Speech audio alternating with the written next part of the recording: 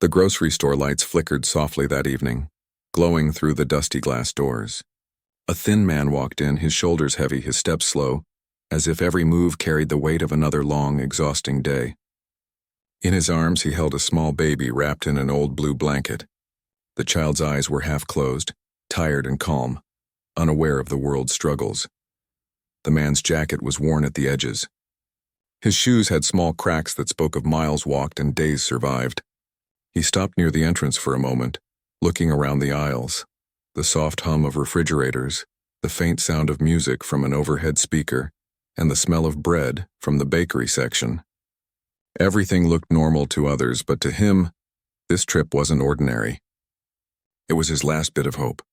He reached into his pocket and took out a few coins and a crumpled $1 bill. That was all he had left. He had been counting this moment all day. After paying rent late, after skipping meals, after trying to stretch baby formula for another day, this was it. He just needed one pack of nappies. Nothing more. He could handle hunger, but his baby couldn't go without. He pushed the small cart forward, his baby resting against his shoulder.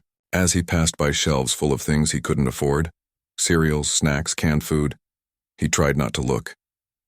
It hurt too much. Every label reminded him of what life used to be, back when things were easier, when he had a steady job and a small family that felt safe.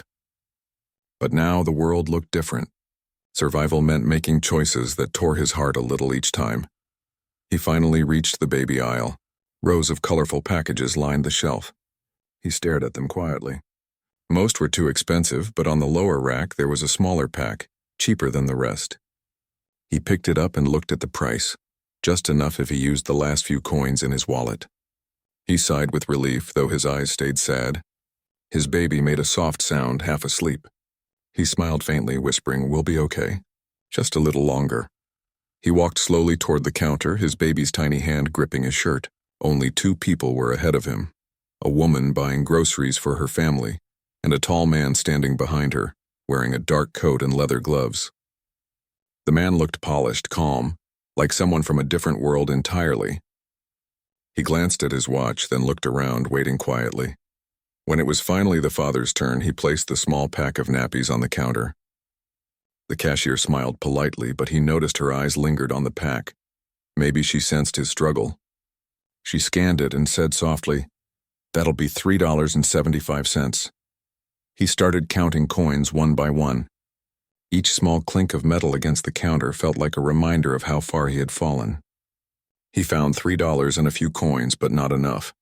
His heart sank. He searched his pockets again, hoping maybe a coin had slipped somewhere. Nothing. His face flushed red and he whispered, "Wait, I think I might have something else." He opened his old wallet and pulled out a $1 bill, wrinkled and almost torn. He placed it carefully on the counter. The cashier nodded and smiled. "That's enough," she said softly, rounding off a few cents on her own. As she reached to bag the nappies, the man behind him spoke. His voice was deep but gentle. "Excuse me," he said to the cashier. "I'll take them all." The father froze, unsure if he had heard right. The cashier looked up, confused. "All of them?" she asked. The man nodded. "Yes, every pack of those nappies. All sizes. Everything on that shelf." The store went quiet for a moment. Even the woman who had just left turned back to see what was happening. The father blinked, speechless. "Sir, that's not necessary," he said quickly. "I just needed one pack. That's all. Thank you, but..." The man shook his head. "No, please. Let me." His tone was kind, not forceful, just firm enough that no one argued further. The cashier looked between them, unsure, but then started scanning multiple packs from the shelf. The numbers on the screen kept rising. It was a lot, far more than what anyone would buy at once. The father stood still, holding his baby close, not knowing what to do or say. He felt embarrassed, even a bit ashamed. He wasn't used to anyone helping him. Most people avoided eye contact when they saw someone struggling. But this man, this stranger, was doing something different. When the cashier read the total, the man simply pulled out his black card and handed it over. The transaction went through smoothly. No hesitation, no question. After the payment, the man smiled faintly and said, "Please make sure he takes them all home." Then, turning to the father, he added, "Don't worry. It's okay. I just wanted to help." The father tried to speak, but words wouldn't come out. He felt a mix of gratitude and discomfort. His chest tightened with emotion. "Why?" he asked quietly. "You don't even know me." The man gave a small smile, his eyes kind yet distant. "Maybe not," he said. "But I know what it's like to want to give your child the world and not have enough to do it." For a second, their eyes met. The father saw something there, a kind of sadness that went deeper than pity. It was the look of someone who understood pain, someone who had lost something precious. The cashier packed the nappies in several bags and pushed them toward the father. "Here you go," she said softly, still touched by what she had just witnessed. The man nodded to both of them and quietly walked out of the store. The father stood there for a few moments, trying to understand what had just happened. People rarely helped without expecting something in return, yet this stranger had spent hundreds of dollars without even sharing his name.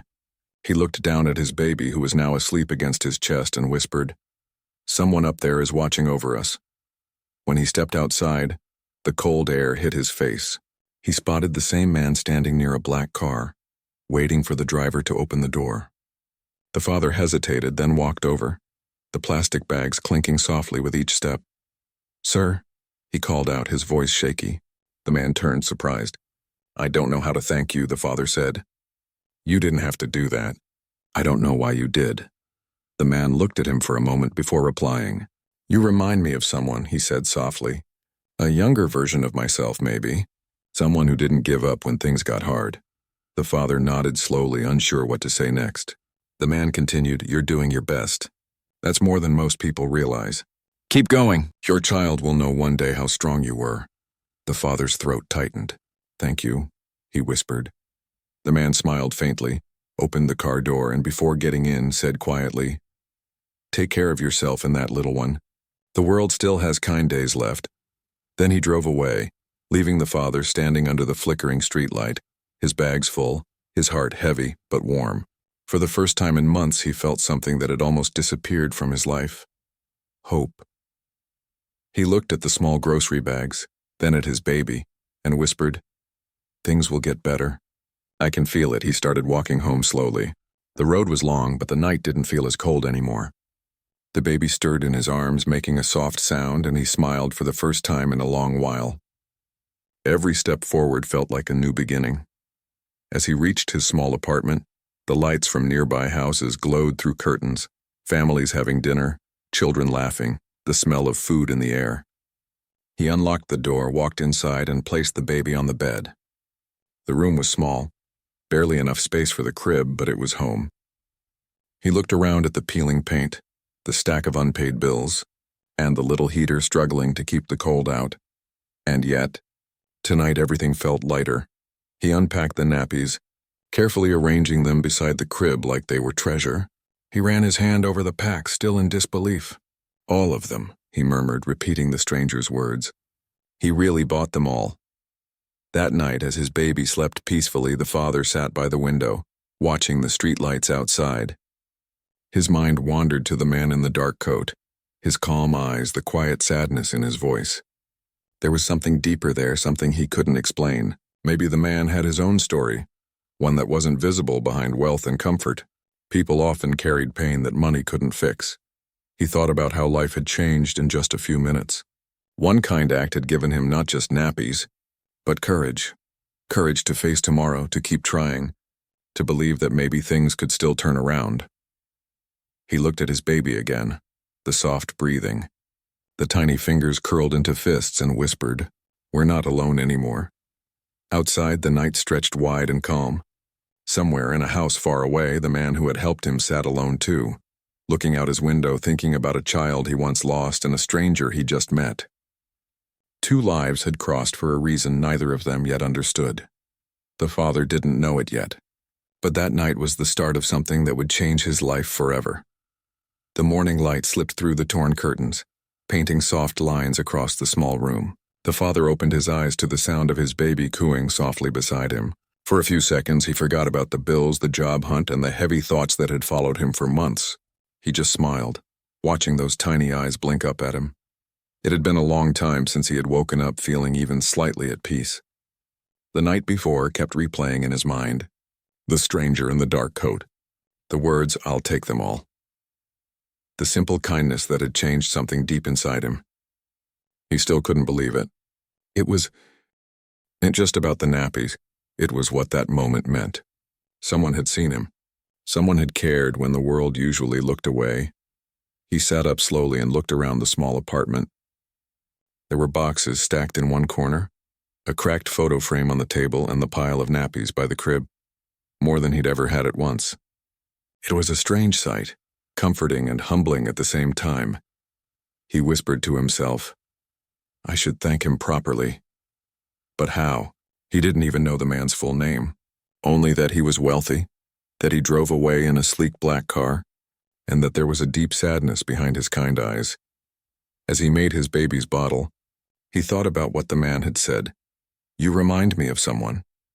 The word stayed with him, making him curious. Who did he remind him of? What made a man like that care about a broke stranger at a grocery store? After feeding his baby, he decided to take a walk. The cold morning air brushed his face as he stepped outside, wrapping his baby snugly in a blanket. The streets were quiet, except for the sound of cars and a few people heading to work. He looked at them and felt something stir inside him, a need to change things, to try again. He walked past the same grocery store and the memory flashed in his mind.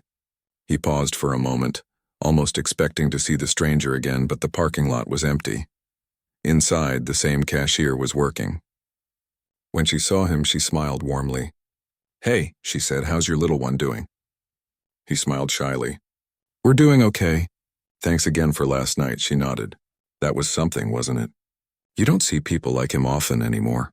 He nodded in agreement. "Do you happen to know who he is?" The cashier thought for a second, then shook her head.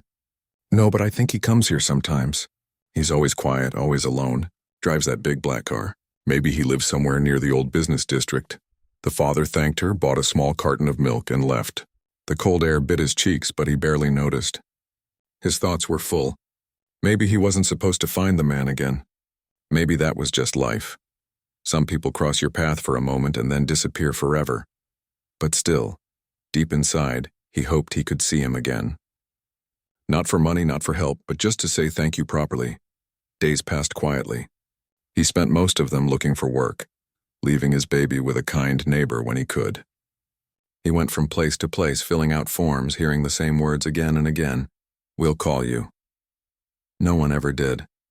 Each rejection felt like a small crack inside him. He tried to stay positive, to smile for his baby, but it wasn't easy. Every night when he put his child to sleep, he whispered promises that felt harder to keep. "One day I'll give you everything you need. One day you'll be proud of me." Then one Thursday morning, as he stood outside a small employment office, his phone buzzed. It was an unfamiliar number. He hesitated, then answered. "Hello?" A calm, deep voice replied. "Is this the man from the grocery store the other night?" He froze. His heart skipped. Yes, it's me," he said quickly. The voice continued. "This is the man who bought the nappies. I hope I'm not bothering you." The father's grip on the phone tightened. "No, of course not. I wanted to thank you again. You didn't have to do what you did, but it meant the world to me." There was a short pause on the other end. Then the voice said, "If you have some time, I'd like to meet you. There's something I'd like to talk about." He blinked in disbelief. "Meet where?" "I'll send you the address. It's my office building downtown. Come tomorrow morning. 10 o'clock. The call ended before he could say more. He looked down at his phone, the address glowing on the screen. A tall glass building, one of the biggest in the city. His stomach turned with nerves. Why would a man like that want to meet him? That night he barely slept. He laid out his cleanest shirt, polished his shoes as best he could, and prayed his baby would stay calm while he was gone. The next morning, he took the bus downtown, holding his small bag tight. The city looked different from that side. Taller, shinier, faster. People moved with purpose, dressed in suits, holding coffee cups, phones pressed to their ears. He felt out of place, but he kept walking, repeating the address in his head. When he reached the building, he stopped and looked up. The glass walls reflected the morning sun. The logo above the doors was one he had seen before, one of the biggest companies around. His palms were sweating as he stepped inside. The lobby was quiet, polished, elegant. A woman at the front desk smiled at him politely. "Good morning, sir. Do you have an appointment?" He cleared his throat. "Yes, I think so. I was asked to meet Mr. Collins." She typed something quickly, then nodded. "He's expecting you. Please take the elevator to the top floor." His heart pounded. As the elevator doors closed, he watched the numbers rise, 10, 15, 20, until it reached 30. The doors opened into a wide office space filled with light. Behind a large desk near the window stood the same man from the store. He turned as the father walked in and smiled. "You came?" "Yes," the father said quietly. "I didn't want to miss the chance to thank you in person." The man gestured toward a chair. "Please sit." The father sat down, still unsure why he was there. The office was stunning, city views stretching out for miles, a calm silence broken only by the sound of traffic far below. The man leaned forward slightly. "You must be wondering why I asked you here." He nodded. "I saw something in you that night," the man said slowly. "Something I haven't seen in a long time. You reminded me of someone I used to be." The father listened quietly. The man continued. "Years ago I had a wife. She was expecting our first child. I was busy with work, chasing success, thinking money was everything. But when the time came, things went wrong. I lost her. And the baby." His voice grew softer. "I never got to hold my child. Not once." The father felt his throat tighten. He didn't know what to say. The man sighed, looking out the window. "Since then, I've had everything I thought I wanted. Wealth, status, comfort. But none of it fills that empty space. When I saw you at the store holding your baby the way I always wished I could, it brought something back I thought I'd lost." He turned back to the father. "You were standing there counting every coin, doing everything you could just to take care of your child. That kind of love, you can't buy that. And I realized, you deserve a chance to stand on your feet again." The father shook his head slightly, confused. "I don't understand." The man smiled faintly. "I'm offering you a job. Not charity, not a favor, a real opportunity. You can start in the logistics department here. It's hard work, but honest work. I'll make sure you have proper childcare support, too. You'll earn your own way." For a moment, the room felt silent. The father's eyes filled with tears. I don't know what to say," he whispered. "Say yes." The man said simply, "That's all." The father nodded slowly, emotion catching in his throat. "Yes, I'll work hard. I won't let you down." The man smiled again, this time genuinely. "I believe you won't." They shook hands. Two men from opposite worlds, connected by loss, by love, and by something unspoken that only life's hardships could create. When the father left the office that day, he walked down the street with a feeling he hadn't felt in a long time. Pride. The city didn't seem so cold anymore. The buildings didn't feel so big. For once he wasn't invisible. He stopped by a small cafe on the way home and bought himself a coffee, something he hadn't done in months. He sat outside, watching people walk by, smiling quietly to himself. Back at his apartment, he held his baby close and whispered, "We did it. Things are finally changing." The baby smiled, a small, innocent grin that made everything worth it. That night, as he watched his child sleep, he thought about how strange life was, how one small act of kindness could turn into something so big. He didn't know what the future held, but for the first time in years, he wasn't afraid of it. Somewhere across town, the man in the dark coat sat alone by his window, looking out at the city lights. For the first time in years, he felt lighter too. He didn't save the man at the grocery store. Maybe in some way the man had saved him. The next morning felt different. The father woke up before sunrise, his heart beating faster than usual. He had barely slept all night, but it wasn't because of worry. It was something else. Excitement, maybe hope. Something he hadn't felt in years. He moved quietly so he wouldn't wake his baby. He boiled some water on the small stove, made a cup of tea, and sat for a few moments in silence. His reflection in the window looked almost like someone else. Tired, yes, but determined. There was a faint smile on his face, something that had been missing for a long time. When he finally dressed for his first day at the company, he checked his shirt twice, fixed the collar, and tried to smooth out the wrinkles. It wasn't new, but it was clean. He wanted to make a good impression. He kissed his baby's forehead gently before leaving and whispered, "Today's the start of something new." The walk to the bus stop felt lighter. The air smelled like fresh bread from a nearby bakery, and people were rushing by with coffee cups in their hands. For once, he didn't feel invisible among them. He had somewhere to go, something to work toward. The bus ride was long, but he didn't mind. He kept thinking about the man who had changed his life in a single night. The memory of their conversation stayed with him, how calm his voice had been, how much pain hid behind those kind eyes. He didn't fully understand it yet, but he felt. There was something special about that meeting, something that went beyond luck. When he arrived at the tall glass building, his hands trembled slightly. The same receptionist from the day before recognized him and smiled. "Welcome back," she said kindly. "Someone from HR will show you around." A young woman appeared soon after and greeted him warmly. "Good morning. You must be our new hire. Come with me. I'll introduce you to everyone."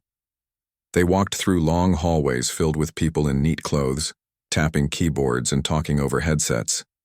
He felt a bit nervous, but the woman's friendly tone helped. "You'll be working in logistics," she explained. "It's mostly about managing deliveries, inventory, and paperwork." "It's busy work, but important." He nodded eagerly. "I'll do my best."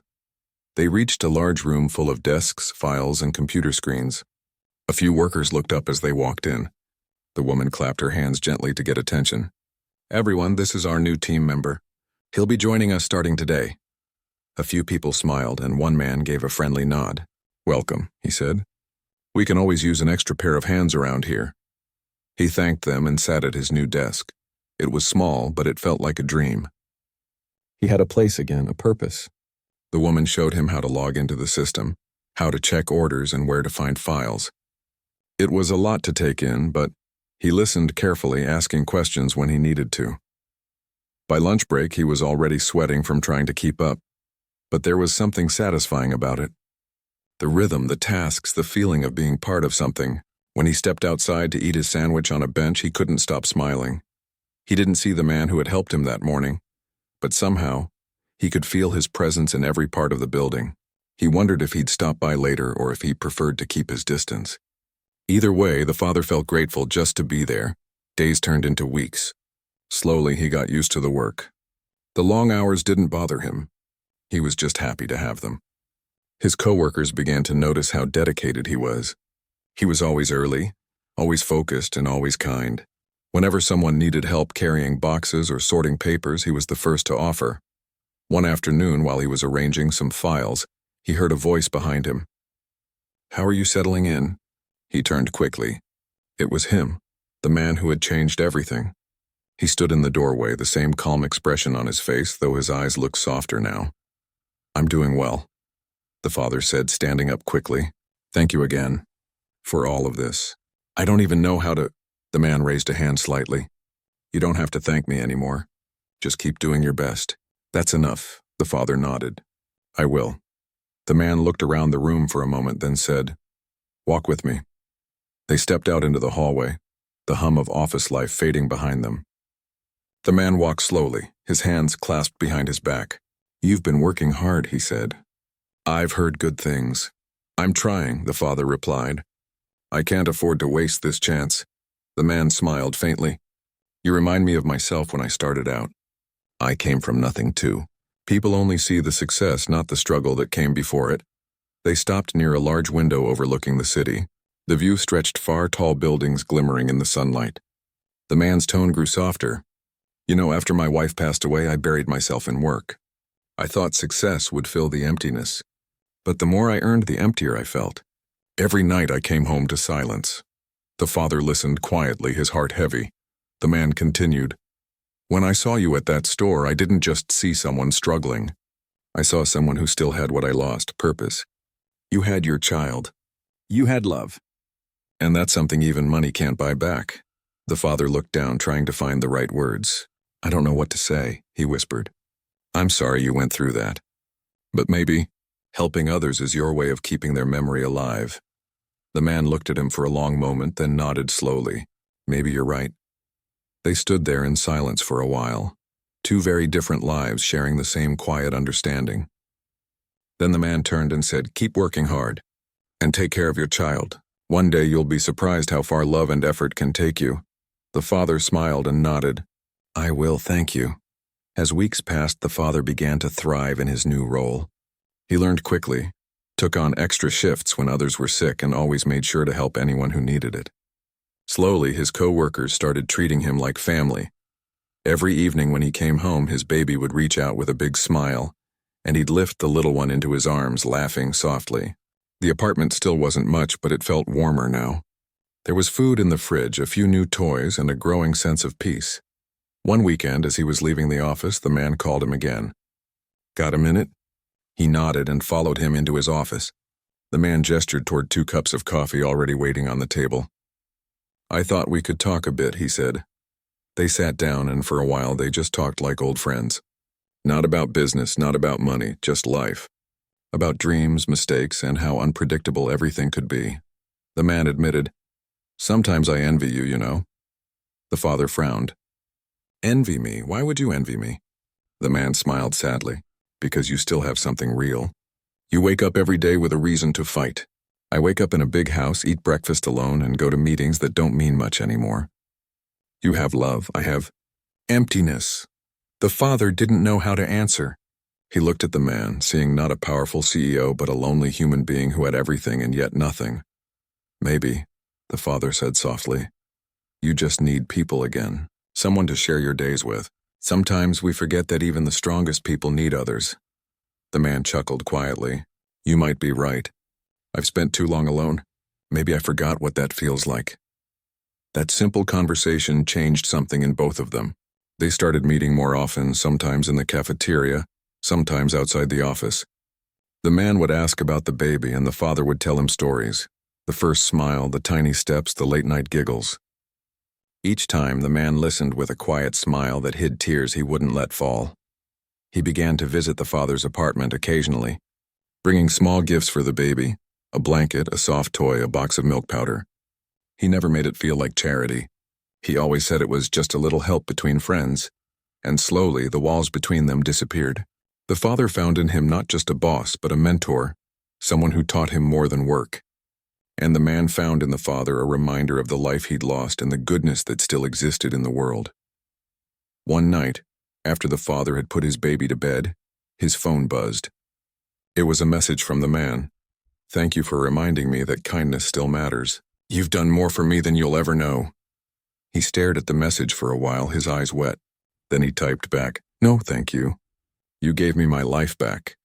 And as the lights of the city flickered outside, both men, one rich, one poor, sat miles apart, yet feeling the same quiet warmth in their hearts. They didn't know it yet, but their bond would soon lead to something far greater than either of them imagined. The next morning came slowly, with a soft pale light peeking through the thin curtains of the small apartment. The baby was still asleep, her tiny hand clutching the corner of the blanket. He sat on the edge of the bed for a while, staring at the business card in his hand. It looked unreal, as if it belonged to someone else's life. A single line of elegant print read the name and company of the man he'd met the night before. He still couldn't believe how everything had happened so suddenly. He had spent most of the night thinking about it. What if it was just an act of sympathy? What if the man didn't really mean what he said? He'd been disappointed too many times to believe in promises anymore. Yet something about that stranger's eyes told him there was more than kindness. There was understanding, maybe even a shared kind of pain. He decided to take the chance. After feeding his baby, he dressed her warmly and left her with a kind neighbor who often watched her for a few hours. Then he pulled out his old jacket, the one he used to wear to work at the factory. The zipper was broken, and the collar was frayed, but it was all he had that looked halfway decent. On the way to the bus stop, he kept rehearsing what to say. Should he thank the man first? Should he ask about the job directly? He didn't even know what kind of work it would be. He just knew it might be his only chance to rebuild his life. The city felt bigger that morning, the traffic louder, the people busier. He clutched the card in his pocket like a lucky charm, afraid it might disappear if he loosened his grip. When he reached the building, he had to stop for a moment. The glass walls stretched high into the sky, reflecting the clouds. The entrance alone looked more expensive than his entire neighborhood. For a few seconds, he thought about turning back, but then he remembered the baby at home, sleeping peacefully. He took a deep breath and stepped inside. The receptionist looked up with a polite smile. "Good morning, sir." "Do you have an appointment?" she asked. He hesitated, pulling out the business card. I was asked to come by Mr. Collins. He gave me this last night." Her eyes flicked to the card, and immediately her tone changed. "Of course. One moment, please." She made a quick call, then said, "He's expecting you. Please take the elevator to the top floor." The elevator. Ride felt endless. The music playing softly inside only made his heartbeat sound louder. By the time the doors opened, his palms were sweating. The office on the top floor was wide and filled with light. A wall of windows looked out over the city. He felt small just standing there. Mr. Collins was behind a large desk, but when he saw him, he stood up and came around with a warm smile. "You came," he said, his voice gentle. "Yes, sir," the father replied, his voice low. "I wasn't sure if—" "I meant what I said," Mr. Collins interrupted kindly. "Please sit down." He sat carefully, unsure if the chair was too nice for someone like him. Mr. Collins leaned forward, folding his hands on the desk. "You know," he began, "last night when I saw you at that store, I saw a man doing everything he could to take care of his child. That kind of determination is rare. You reminded me of what really matters." The father nodded silently, unsure what to say. Mr. Collins continued, "I don't want to give you charity. I want to offer you a chance. I have a position open in my logistics department. It's honest work, and it comes with training, a fair wage, and health coverage for your child. If you're willing to work hard, I'll make sure you have a path to grow." The words hit him like a wave. For a moment, he couldn't speak. "Sir, I don't know what to say." "Thank you doesn't feel enough." Mr. Collins smiled. "Then just say you'll show up and do your best." "I will," he said quickly, sitting straighter. "I promise I will." "Good," said Mr. Collins, reaching for a form. "You'll start next Monday. Our HR team will handle the paperwork. You'll get your uniform and training on your first day." The father nodded again, still in disbelief. It felt like a dream, but a real one.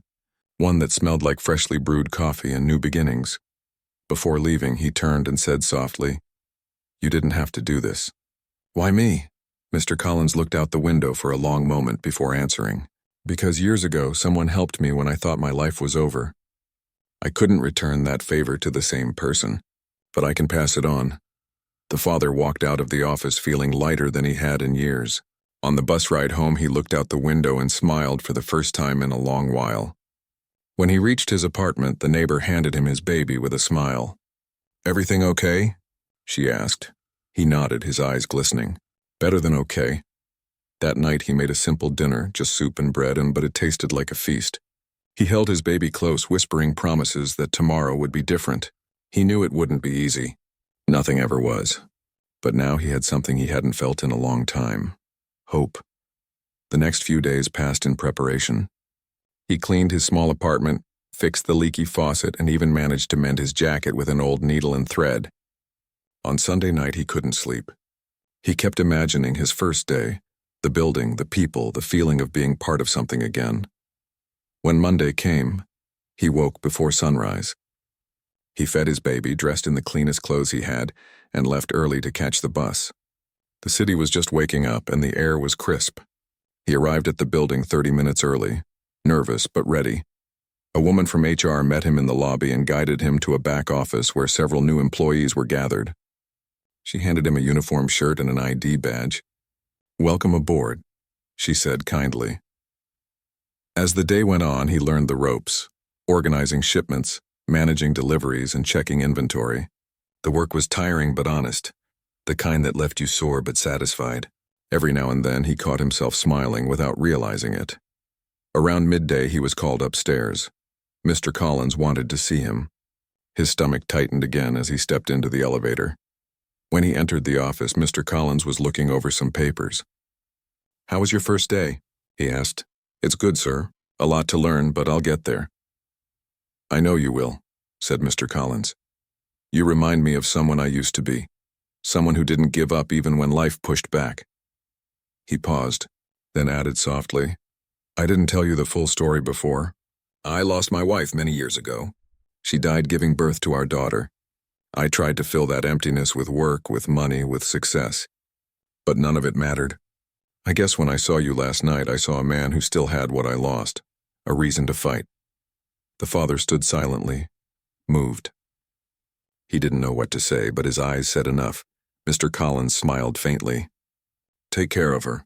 And take care of yourself. I'm glad you walked into that store last night. When the father left the office, something inside him changed. The man who had once stood in line counting coins was gone. In his place stood someone who believed again. In people, in kindness, in himself. Over the next few weeks, he settled into his new routine. He worked hard, stayed late when needed, and slowly began to earn the respect of his co-workers. He never forgot that moment in the store or the man who changed his life with one simple gesture. Every night when he tucked his baby into bed, he whispered, "We're okay now. Daddy's got you." Sometimes he'd look at the ceiling and think of Mr. Collins alone in his big house, surrounded by everything but family. He wished he could repay him somehow, but he knew the best way was to keep moving forward, to make the most of the chance he'd been given. As winter turned to spring, he began saving little by little.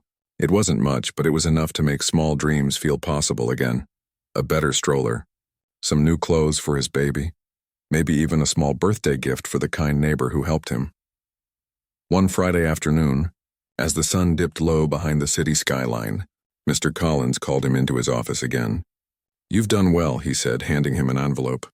Inside was a small bonus and a note that read, "For believing when it was hardest to believe."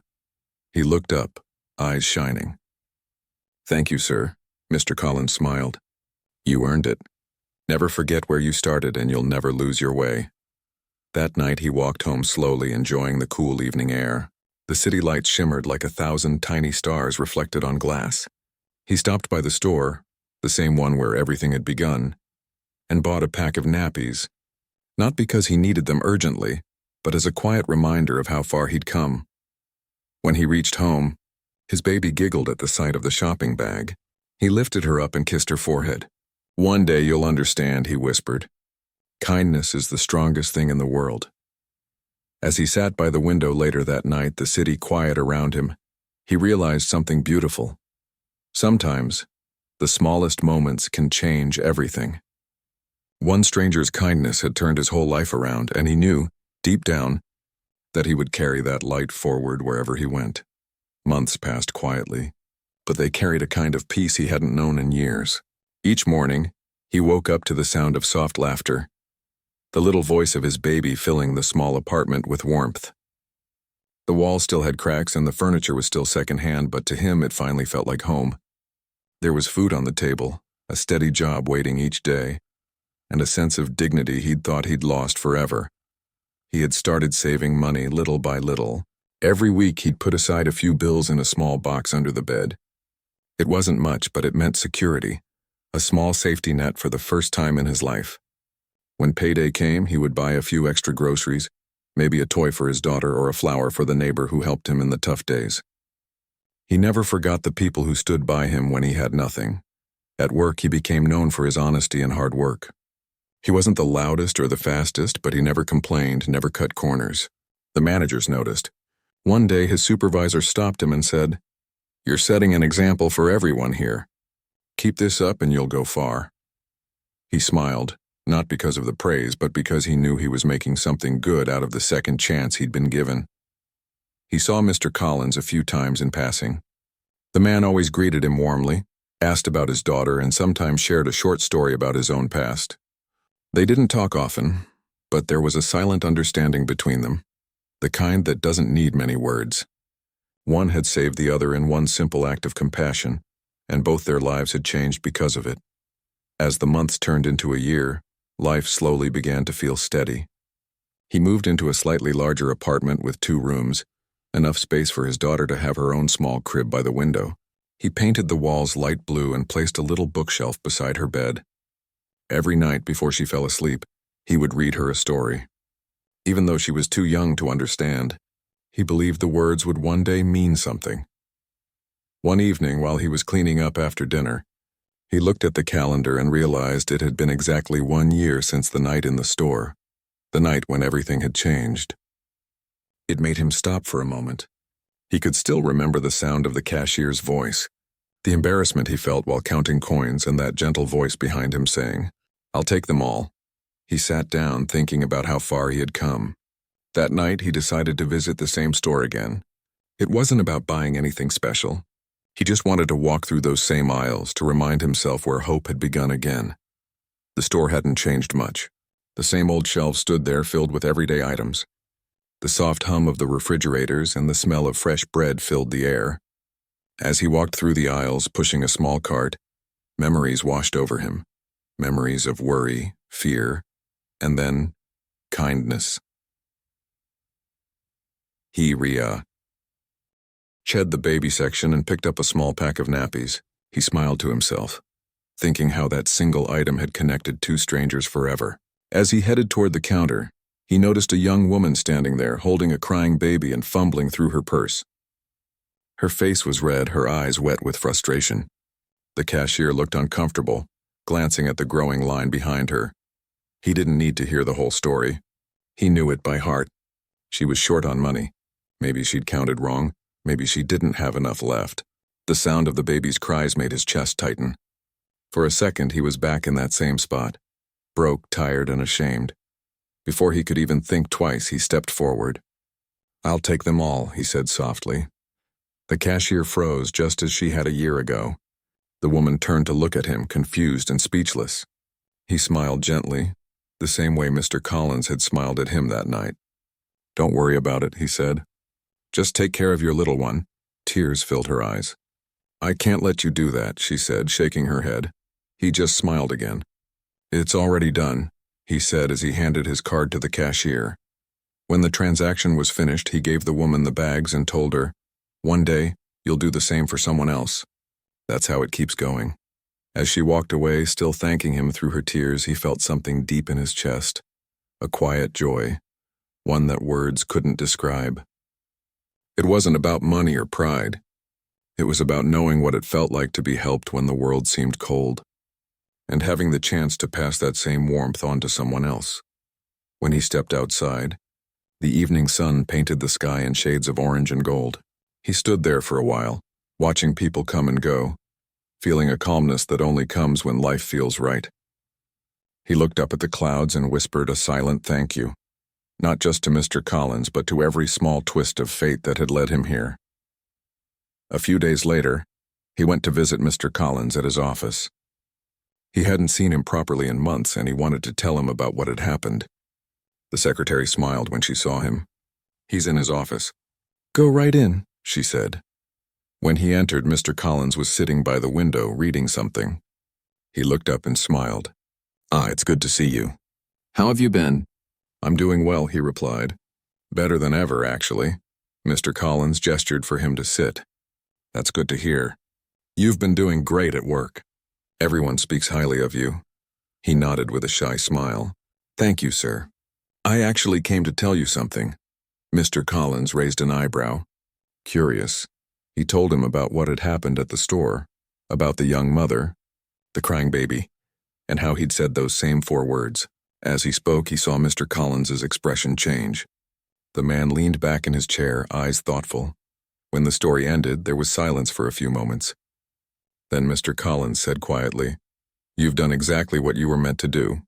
That's how kindness lives on. It never really ends. It just changes hands." They both sat there in silence, the weight of those words filling the room. Finally, Mr. Collins stood up and looked out the window. "You know," he said softly, "that night in the store, I thought I was helping you, but maybe in some way you helped me too. You reminded me that the world still has good people in it." The father looked down, touched by the honesty in his voice. "You gave me a chance, sir. You believed in me when I didn't believe in myself. That's something I'll never forget." Mr. Collins turned back with a small smile.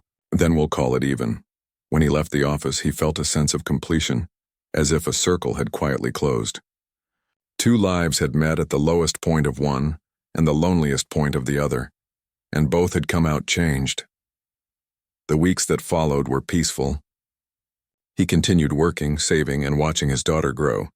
She was starting to walk now, her tiny steps clumsy but full of courage.